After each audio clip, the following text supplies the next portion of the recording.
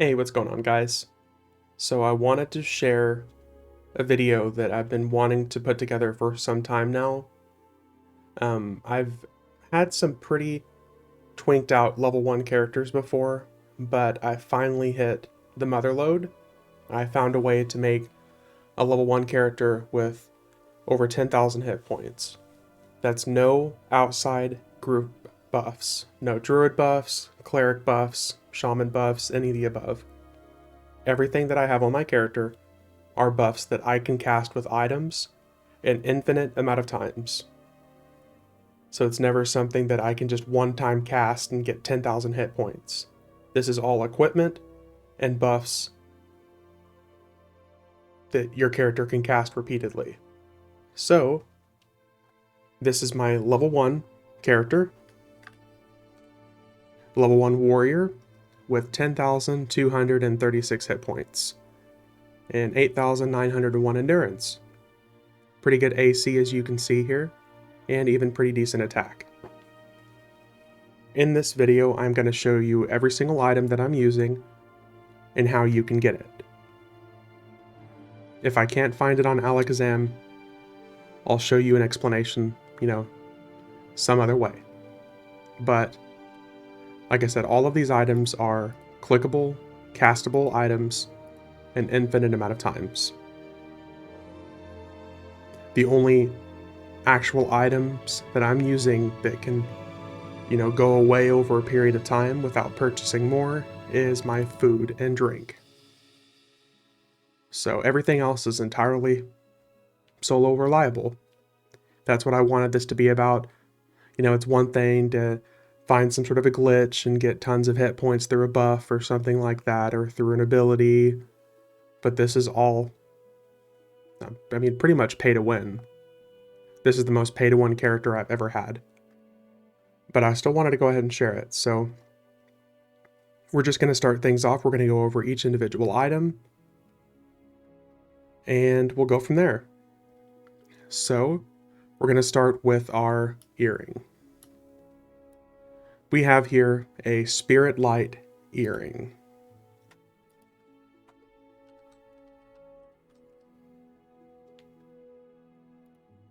I'll give you a little clip here on through Alakazam on how you can get it.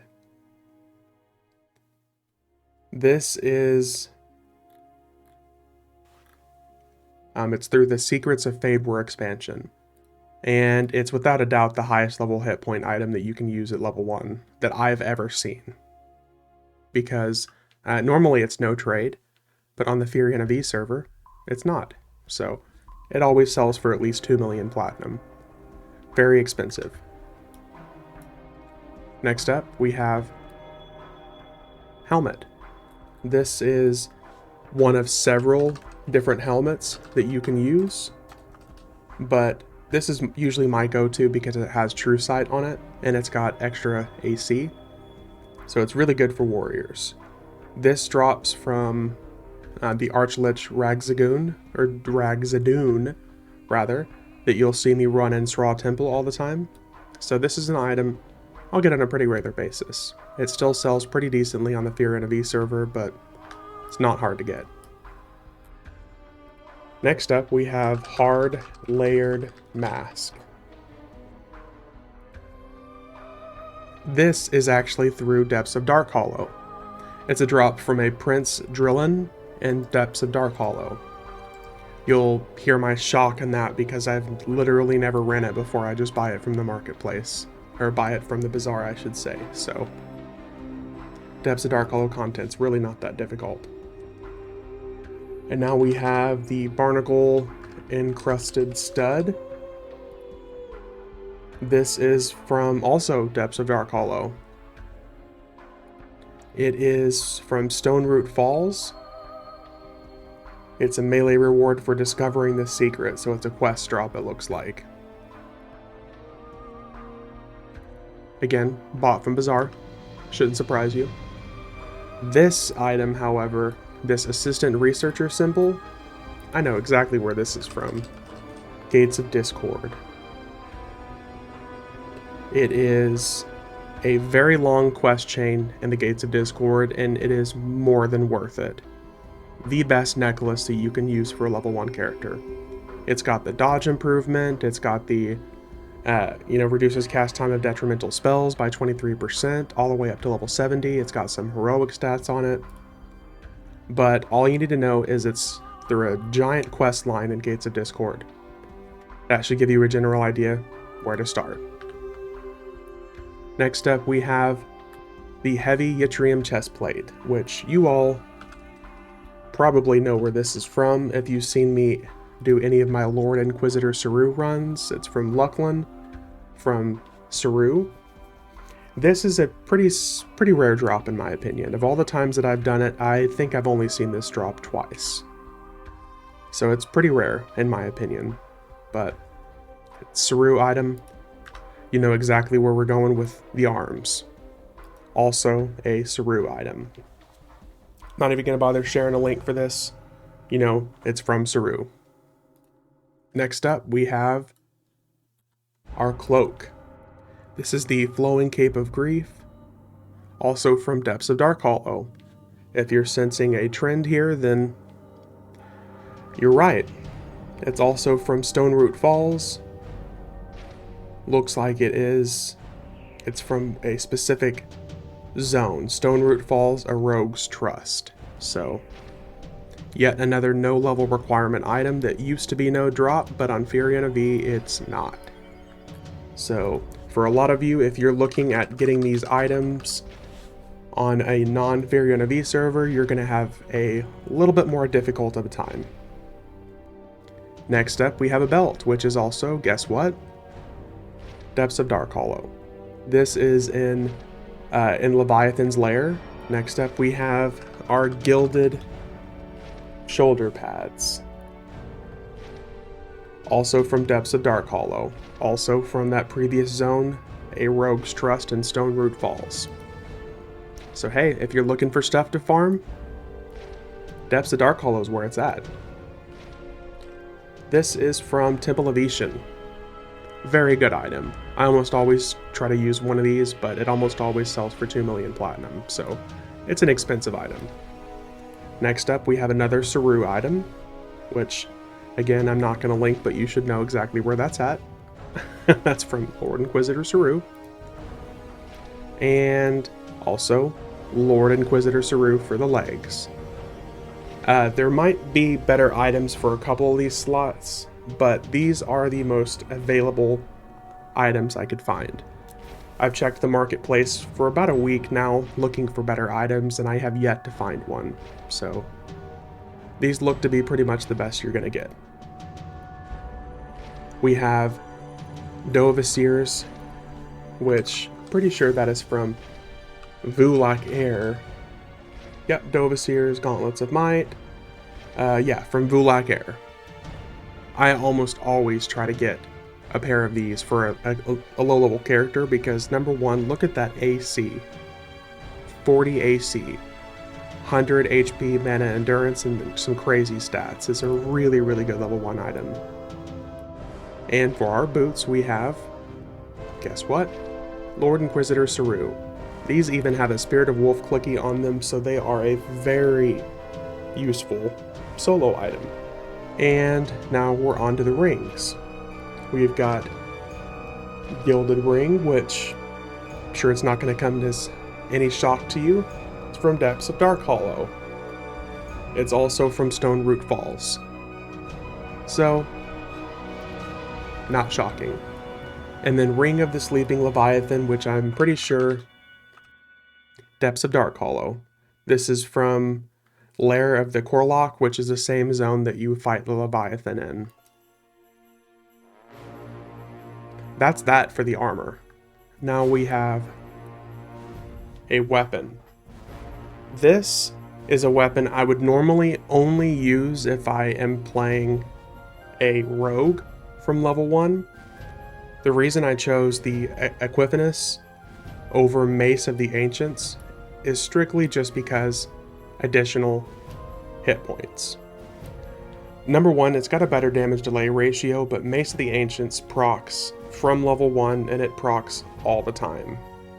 The pet that you spawned from Mace of the Ancients is not damage capped, so it will flurry, it will critical, it will hit for 90 plus. It's an absolutely bonkers item. If you've seen any of my content, you've probably seen me use this on the level characters. I chose the Equivalence for a primary slot item, strictly because it's got more hit points, and that's what we're going for here.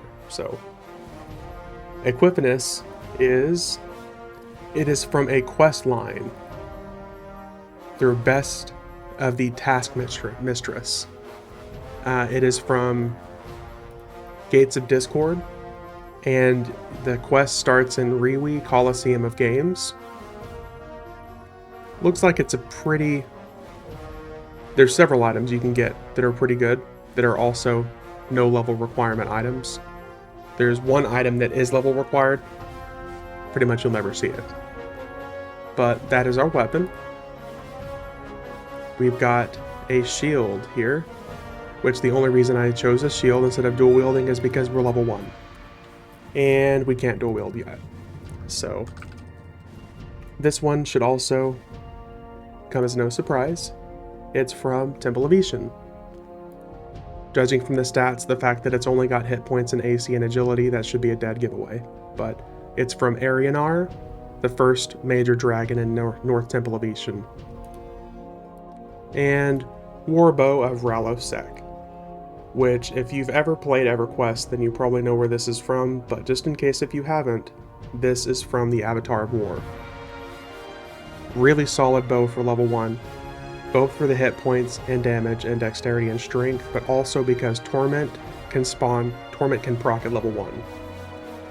It's one of the few procs I've actually seen that proc on a regular basis at level 1. And so that does it for our items. With our items, you can probably tell that adding all those up, we're just under 6,000. So what are my other buffs? We're going to start with some clickies. So, first and foremost, I've got several clickies you can see here. A lot of these are prize items. They're visages, and a lot of these have specific stats on them that you will get in addition to a special illusion.